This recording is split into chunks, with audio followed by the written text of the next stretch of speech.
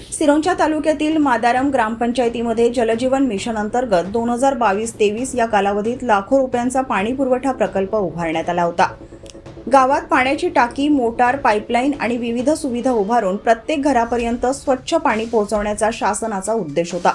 मात्र प्रत्यक्षात ही योजना पूर्णपणे कोलमडल्याचे चित्र समोर आले असून आजही गावातील नागरिकांना पिण्याच्या पाण्यासाठी भटकंती करावी लागत आहे। त्यामुळे शासनाच्या महत्त्वाकांक्षी योजनेवरच प्रश्नचिन्ह निर्माण झाले आहे। उन्हाच्या कडाक्यात महिला, ज्येष्ठ नागरिक आणि लहान मुलांना दूरवरून पाणी आणण्याची वेळ आली आहे।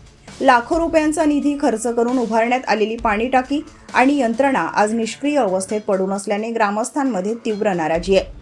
नियोजनाचा अभाव, देखभालीकडे दुर्लक्ष आणि संबंधित अधिकाऱ्यांची उदासीनता यामुळे संपूर्ण योजना केवळ कागदावरच राहिल्याचा आरोप ग्रामस्थांनी केला आहे।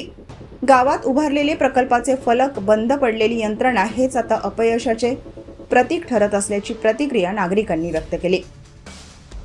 दरम्यान अनेक वेळा तक्रारी करूनही ग्रामीण पाणीपुरवठा विभाग, ग्रामपंचायत प्रशासनाकडून कोणतीही प्रभावी दखल घेतली जात नसल्याचा आरोप करण्यात येत आहे।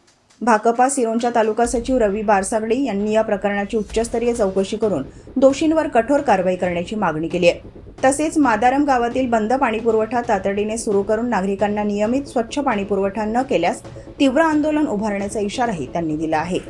लोकराज्य टीव्ही न्यूज करिता रवी बारसागडे, सिरोंचा तालुका प्रतिनिधी। सिरोंचा तालुक्यातील मादारम ग्रामपंचायतमध्ये आहोत।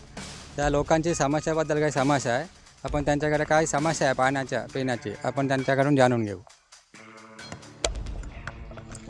आज मादारम ग्रामपंचायत अंतर्गत जलजीवन मिशन हा योजनेनुसार गावकरी लोकांना पाणी पुरवठ्यासाठी योजना काढलेली आहे।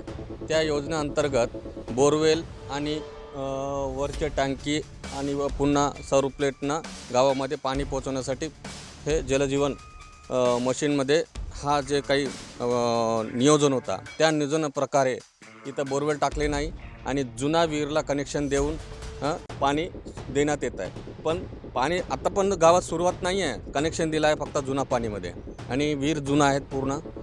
त्या विहीरमध्ये आम्ही बघितल्यानंतर त्या विहीरमध्ये बेडका, सगळं कचरा हे सगळं काही भरून आहे।